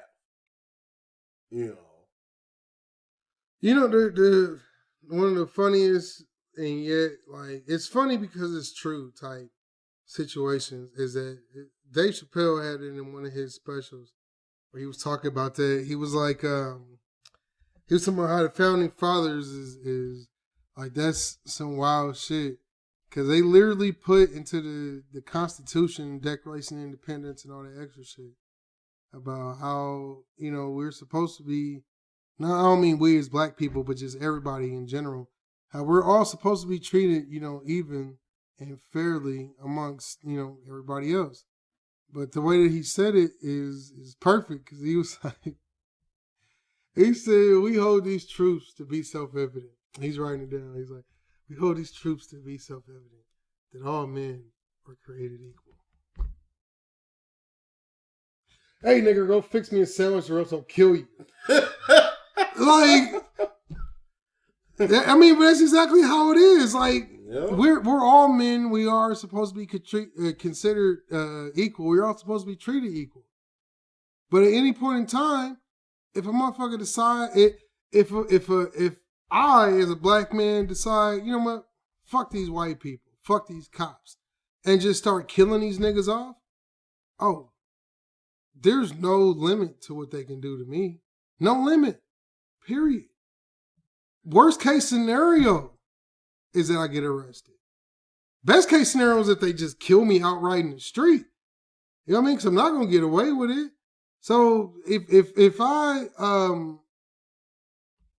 go to jail after killing 5 or 6 white people and a couple of cops, the police they gonna arrest me. They gonna do their due diligence and all that extra bullshit. But when I get into the jail, if I kill a cop, the fucking COs is gonna beat my ass. Then the COs is gonna, especially if it's a white cop, and the COs they gonna whoop my ass, and then they gonna send me to the fucking Aryan Nation, and they gonna whoop my ass, possibly kill me. You know what I mean? Possibly rape me or some shit like that. You know what I mean? Because I done killed one of their brothers and all that extra shit. It's like, as far as being a black man in America, yeah, you can succeed, you can thrive, you can do, the sky's the limit as far as the vast majority of things. You're never seen as an equal citizen, no matter how rich, Exactly. how much money you got. Exactly. You know. Because if all right, I could be the richest, most successful, most popular black person in the world. But if this particular white cop doesn't know who the fuck I am, I'm just another nigga. Mm-hmm. And even if he does know who I am, if he doesn't care, I'm just another nigga. Mm-hmm. The same thing like with Dave Chappelle when he said he got pulled over and the cop was like, "Oh, you're Dave Chappelle." And he's like, "Nigga, we getting out of this shit." You know, he did a little tie thing like, "Oh, we getting out of this shit." But like that what he said, like what most people don't understand about Dave Chappelle is he's funny, but the reason why he's funny is because he speaks the truth. Yeah, like he's a revolutionary with a microphone. Mm-hmm. And that's some true shit. He was like, nigga, and that's the way he said it. He was like, nigga, we getting out of this shit. Like, hell yeah, we fight like we caught a break. Mm-hmm. But he had a similar story where he got pulled over by a cop, and the cop just happened to recognize who the fuck he was. Mm-hmm. You know, I mean that's how it is. Like being pulled over, Dave Chappelle knew once he said, "Oh, you're Dave Chappelle." It's like, okay, cool. His celebrity gives him the same privilege as every normal white person. Mm-hmm. Like people aren't looking at every normal white person thinking like, "Oh, it's Bob." Everybody, "Oh my goodness, it's Bob!" Ah, and everybody screaming, no. But the same privilege that you get the benefit of the doubt. We know that you're Dave Chappelle. So because we know that you're Dave Chappelle, you're probably not being a drug lord. You're probably not being a sex trafficker. You're probably not being, this extravagant fucking criminal. Quick story, and then we're going to end this podcast or this episode. I got pulled over. I don't know if you know the area. It was over there by West Side. Yeah. So, now granted, it was one of those where during the school day, during normal school hours, the speed limit is like 25 or whatever, but regularly it's like 35, 40. I was doing 35, 40 going through the school zone. I get pulled over for speeding. Now, this is a day when school is not in session. So that law for the 25 means that that's not, you go the regular speed limit because school's not in session.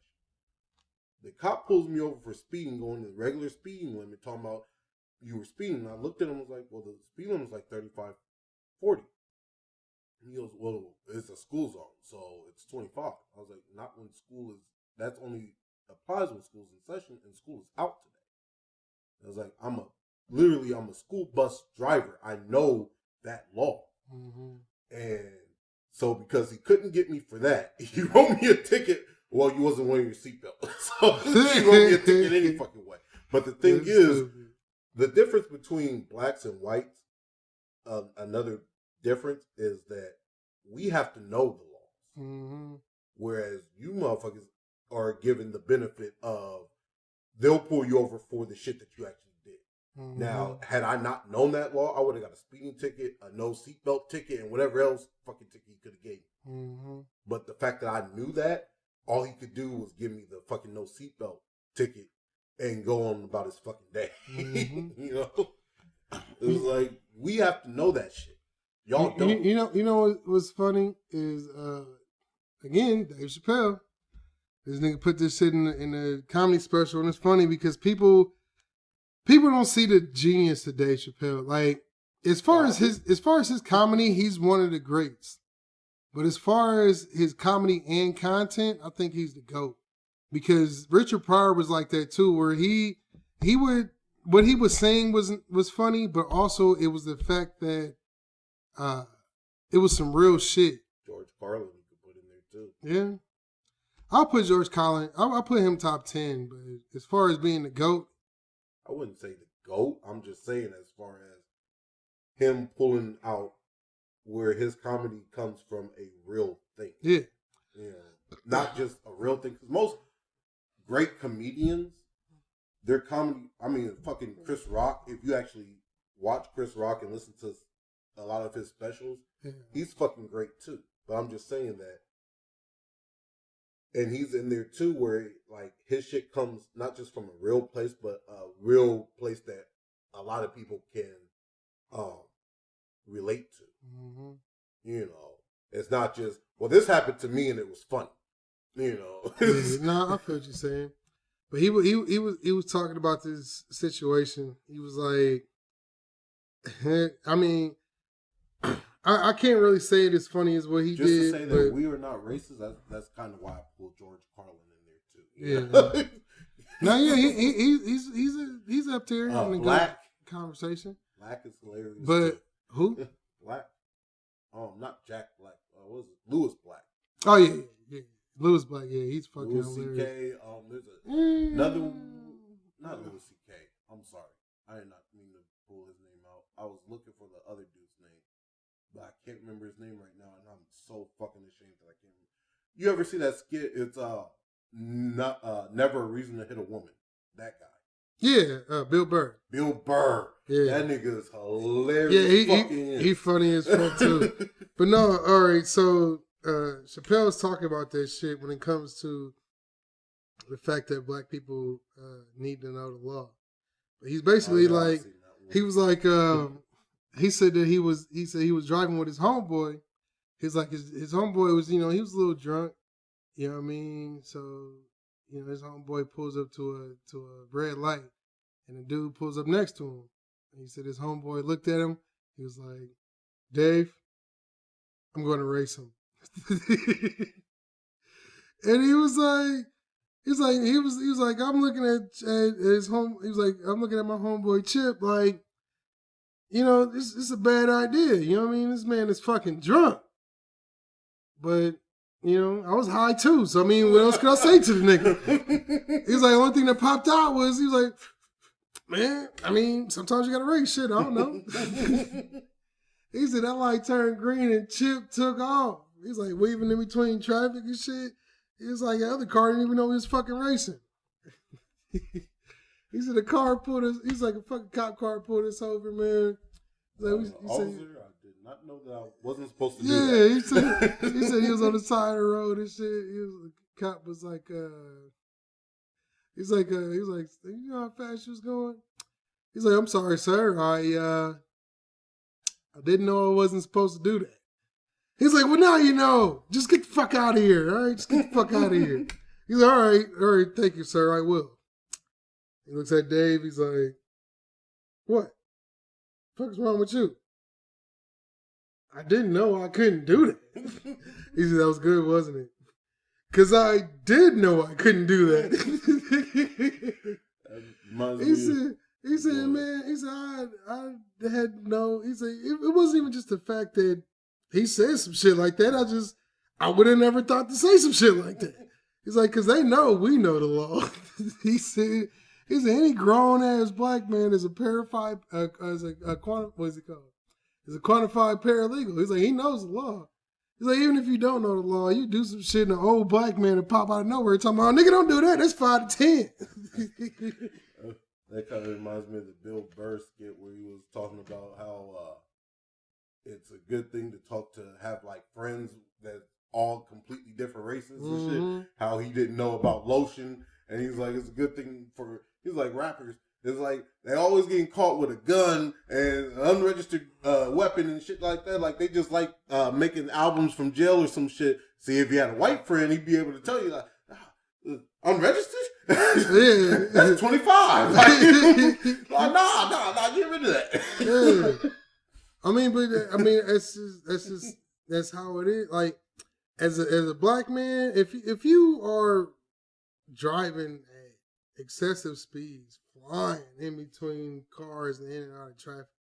Oh, you knew you wasn't supposed to do that. Yeah, ain't nobody gonna listen to you on you didn't know. Nobody give a fuck. Oh, even if you didn't know. So what, nigga?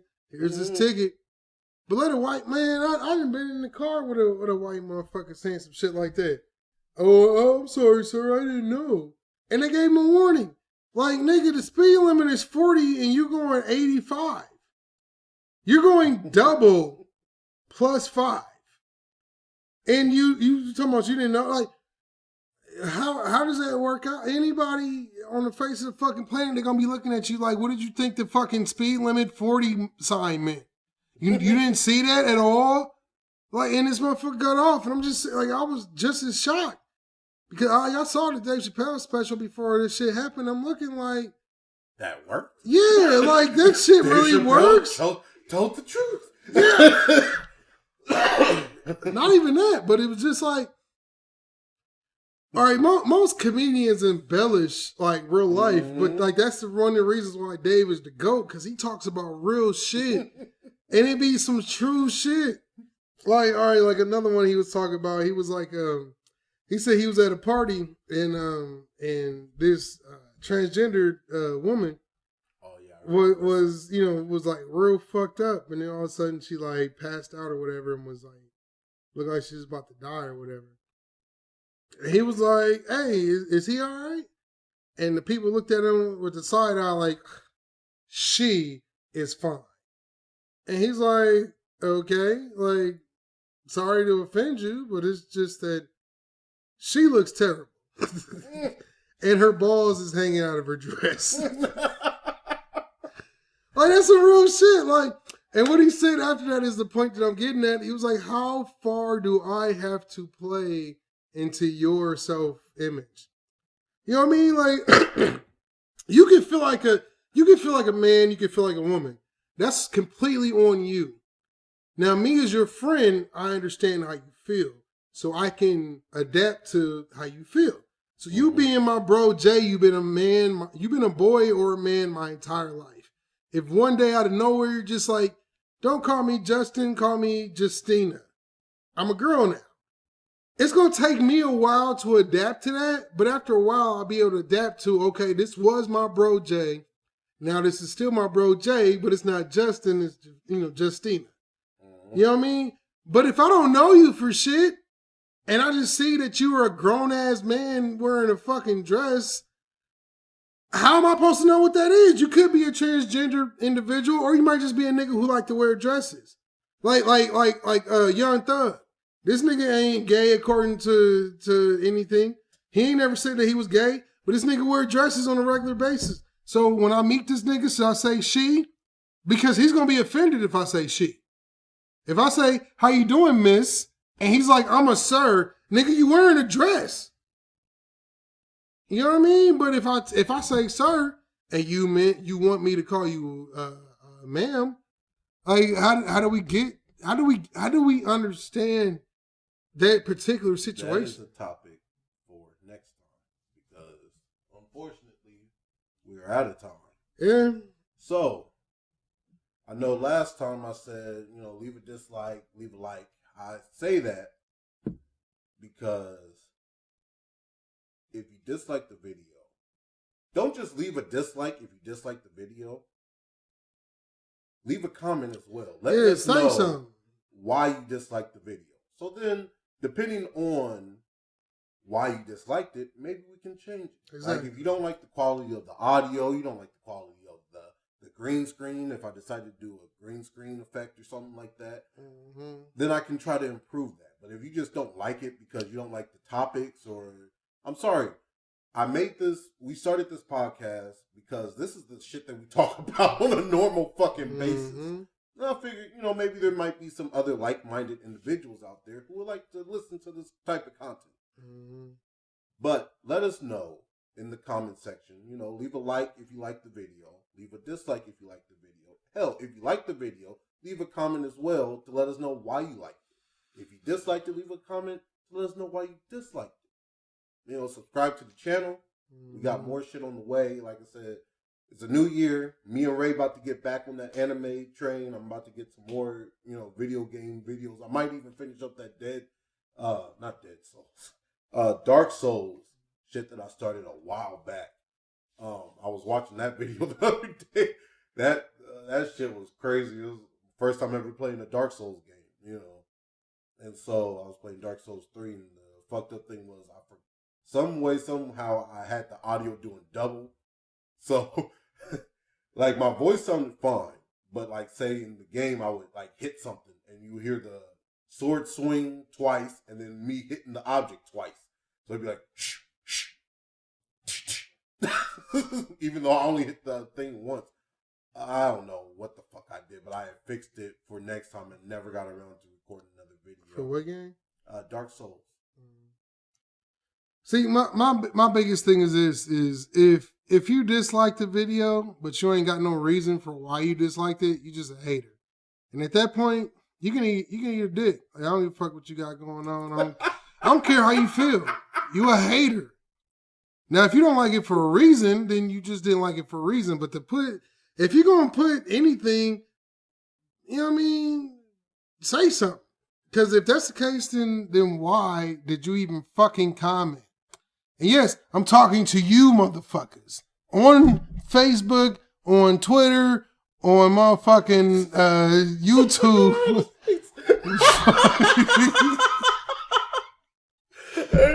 You fucking hater. Okay, we're out. Say something. We're out. You bitch ass nigga, say something. If you don't like what we talking about, if you don't like how we talk, if you don't like the way we look, say something. Deuces, you bitch ass nigga. What I call a small victory.